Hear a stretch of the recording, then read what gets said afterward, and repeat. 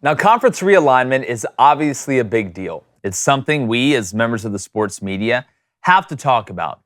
But to be honest, at this point, I'm really about sick of it this close to the season. It's one of the many big changes that we've seen in college football lately. You can add NIL and the transfer portal to that. And it's something that is going to continue to be a big deal, including, us having to update you on the latest news pretty much anytime something happens.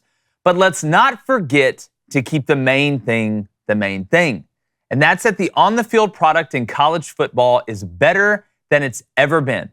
And if you're like many college football fans that are worried about the direction of the sport, just please do not forget that. Now, what makes college football great isn't any of these new big changes. It's that while many things have changed, the most important things haven't. That feeling of pride and emotion you get when your team runs out of the tunnel. That pit in your stomach right before kickoff or before that recruit picks a hat off the table. The camaraderie at the tailgate or in town the week before talking about your team. The celebration after a big play or a big win where you high five or hug the person next to you, that transcends politics or the divisiveness that's taken over our culture. That is what makes college football great. The way your team represents your town that may not be some huge city or metropolis, because every Saturday, it's your way of life versus theirs.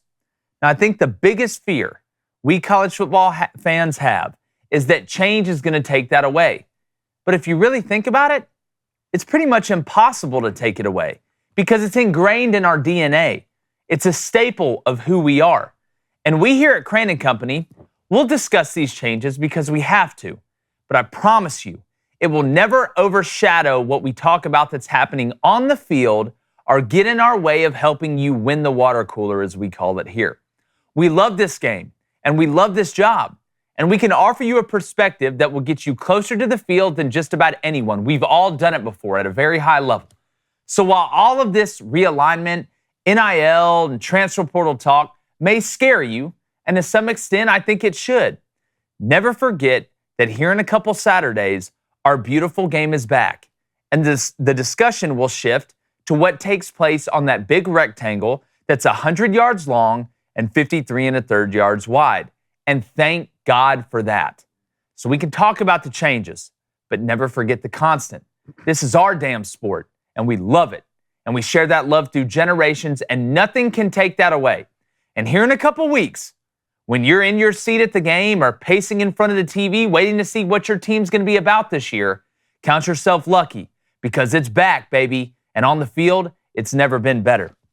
I'm going to bring in my co-host, David Cohn, former Michigan quarterback, former Western State, Colorado wide receiver, Blaine Crane. Look, I can get frustrated as much as anybody. It's a big deal, right? We got to talk about it, whether you like it, whether you don't like it. But this game, the engine of this game is what happens on the field.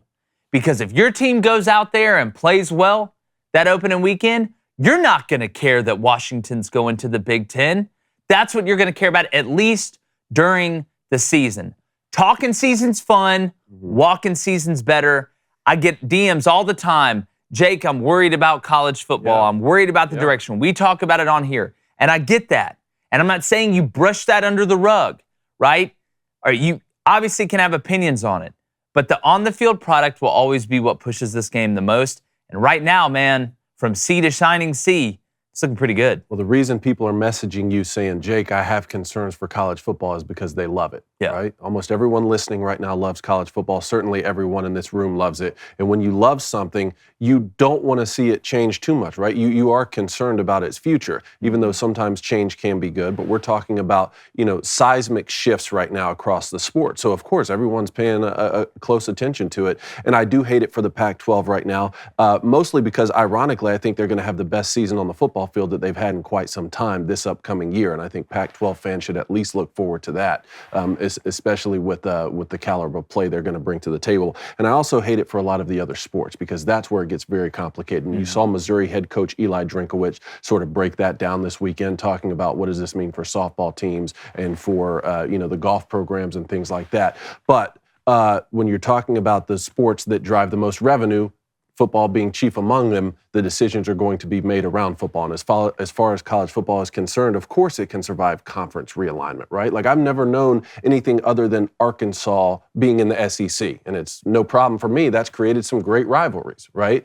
And so I think new rivalries will be created, and, we will lose some other ones, which is disappointing. But the one thing that I think we need to be most concerned about is the loss in regionality. And I don't just mean in terms of games played. Yes, there's a reason why Duke and North Carolina is one of the greatest rivalry sports, and Auburn, Alabama, because of the proximity. I get that. But Notre Dame, USC is a great rivalry too. You can create those things across the country geographically. I'm talking about the regional support. That's the thing I'm most concerned with as more and more TV money starts to grow. Because there are not going to be any professional sports teams coming to Tuscaloosa or Auburn, Alabama. Mm-hmm. There's not going to be any professional sports teams coming to Statesboro, Georgia, or Ann Arbor, Michigan. That's where I get the most concerned, is that as long as we don't lose that regional feel and approach to college football, then I think it can survive things like conference realignment and name, image, and likeness, and even the transfer portal. Yeah, and Blaine, I don't want to make it sound like I think all this change is bad. I think the premise behind some of it, players being able to get paid for their name, image, and likeness, I'm a fan of, okay? Players being able to, the transfer portal, I think it needs to be tweaked. I think there's certain things that need to be changed there, and we'll get into that eventually. But I think it's more about the way it got rolled out with no rules all together at once. It's like, it's people say, oh, some people are afraid of change. Okay, well, if some people are afraid of change, one change, especially if it's a big change, maybe a medium-sized change, hell, even a small change, you change like 4 huge things within the sport within like 2 years. So I don't want to come off as old man screaming at the clouds, but when you let things out, when you just let the monster, Dr. Frankenstein just opens the door and let the monster go out there and start ripping villagers apart, you can't get pissed off and then say, oh, well, maybe we shouldn't have let him out of the house. I mean, it is what it is. Yeah, I mean, all this change is so quick. It's scary, obviously, especially for something you love. But I just don't think we'll be talking about this at all in a week and a half. I agree with you. I hope so. It'll be completely out of the window. We'll be back to football. And then once football ends, we'll start doing this again. So obviously it's a scary thing to deal with, because you just don't know the answers. We can sit here and act like, I mean, it did get rolled out quick, but we don't have a definitive answer to fix this, right? It's all about, look, at the end of the day, it's just about money. Like, it's a business. Without a doubt. So about conferences, it's a business. It's either you're the hunted or you're the hunter, all right? And you see what's happening with the Pac-12 right now. I don't know if there's something right now in this world other than the asteroid hitting that could take down college football. Like, from even questioning the college football being to go out there every Saturday and play. That'll never happen. It's scary. We can talk about it for now. It's everywhere. Everyone's talking about it. I get it. I'm sick of talking about it. In 2 weeks, we'll be kicking footballs off, and I can't wait to watch LSU and Florida State go toe-to-toe for 4 damn quarters. Without a doubt. And look, we're taking your live calls today. We want to know what you think about it. All right, we're going to open those up a little bit earlier, right at about 7:15 a.m. Central, 8:15 a.m. Eastern. We want to know what you think about it. We want to know what you think about conference realignment and all that stuff. We're men of the people. We want to talk to the people and see what they do. It's really weird for a school like Stanford, because Stanford is so good at every other sport, basically. Mm-hmm. But because they haven't gone all in on the big revenue drivers, football and basketball, they're sort of left out there right now. I mean, they are top tier in every other sport, especially when it comes to those Olympic sports. So for schools like that, it's really weird. Oregon State getting left by Oregon, same way that Oklahoma State's getting left by Washington. But Washington kudos State to the Big 12 too, because we were all together when that news broke. We were at SEC Media Days when that news broke that Texas and Oklahoma were leaving the Big 12, and we thought then, this is going to be the death of that conference, and we'll be left with 4, right? Because the Pac-12 and the ACC, and then you got the Big 10, the SEC. Well, they did their due diligence, man. They got those 4 teams that are coming in this year, and now look at the way they've been able to survive. Yeah, well, Brett Yormark and the Big 12, I mean, they had to wake up and they did it quick. Remember, in the chat, if you donate, your question gets asked. Let's make sure you hit subscribe. Look, we're less than 6,000 away from 100,000 subs on YouTube. Hit that sub button, hit that like button. I can feel the chat buzzing. My Good Ranchers box showed up yesterday. Really? Yes, it did. I got the Butcher's Bundle because I'm an American. That's what I do. And I don't know about you guys, but summer heat in Nashville, it's pretty hot. All right, we're down here. It's a little sticky up here. Down here in the dirty. All right. And thanks to the heat and inflation, we're feeling the heat in more ways than one. But the one thing I'm not sweating, you want to know? What? Look at me, bud. Don't look at me. Don't look at me. It's thanks to Good Ranchers. My price locked in for 2 years. There you That's go. right. My interest rate locked into my house, and my meat price is locked in because of Good Ranchers. All right, they're the only meat company that'll lock in your price, okay, with a price lock guarantee. Since 2021, they've been helping people combat inflation on the meat aisle, as well as the mystery of it, too. And turns out, bet y'all didn't know this, 85% of grass-fed beef is imported from overseas. Yeah, it's getting shipped over here. All right, so not only is store-bought meat expensive, it's often low and foreign quality, too. Shipping it across the ocean said you can buy here. But when you subscribe to Good Ranchers, you get a guaranteed price and trusted 100% American meat. It's coming from here. Our farmers, Good Ranchers, they care about the people, men, women of the people. All right? You, David, cooked a lot with it. I have What's your favorite dish lately?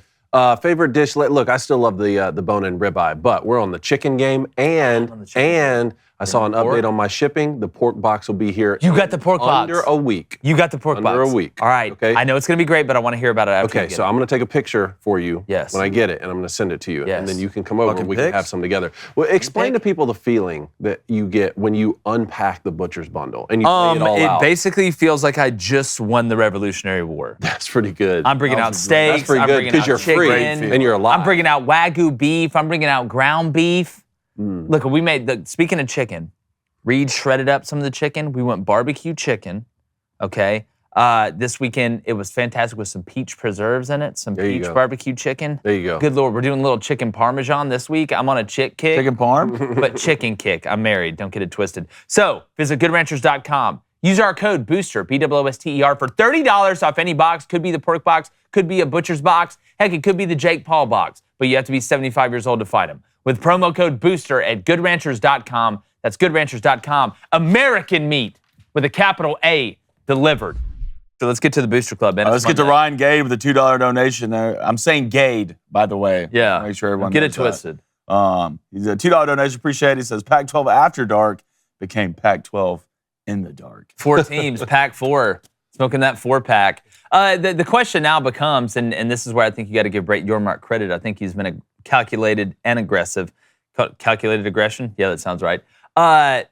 There's not a lot of brands out there that can help save you, right? Big 12 went and scooped up 4 of the best ones. So if you're the Pac-12 now and you're looking out there, who's going to save you? Boise State ain't going to save you. I don't know if Boise State would come. We had a caller last week say, my whole life as a Boise State fan, I wish we could be part of the Pac-12. Now, I don't know. It did one of these, like Hall Pass, and all of a sudden she's not looking as good as what she looked at like she was across the bar. Fresno State, not going to save you. Not, and this isn't a knock on any of these programs, but let's be honest. I mean, at this point, you're better off just merging with the Mountain West, I guess, and seeing how it goes. So there's only a certain amount of brands plus markets that can help you. UCF, big brand, big market. Houston, big brand, big market. BYU, hell, that's a religion. Congratulations, that's a huge one. And then you look at Cincinnati, big brand, just made the playoff, big market. What about San Diego State? Now that they've exited, what are they going? Well, now they took it back. Did you see that? They're like, no, we're taking that back. Wow. The Mountain West. So they're choosing the Mountain West over the Pac. Think about Pac-12's done. Well, oh yeah, they're done. They're done. absolutely done. They're on life support right now, but I mean, the question now is what's your next move? And now your deal is for Apple streaming for $13. It's like that part on Eastbound and Down when Kenny Powers walks into Jackie Schaefer's dealership and he's like, listen, man, you need to up your marketing game. He's like, how about a celebrity appearance? You got to find an establishment here and it's only going to cost you $3,000. And Jackie Schaefer looks at him, he's like, I'm going to pay you $100. Give you $100. That's exactly what it's The people in Palo Alto, who would have thought? Yep. Yeah. Can't get the TV deals figured out. Man, they got it tough. Hey, YouTube, thanks for checking us out. We are almost to 100,000 subs. We cannot thank you enough. We need to get there, though. We want to throw that party, and everybody is invited. So hit that subscribe button if you haven't. If you have, find somebody else to subscribe to. Let's get there so we can all celebrate as friends.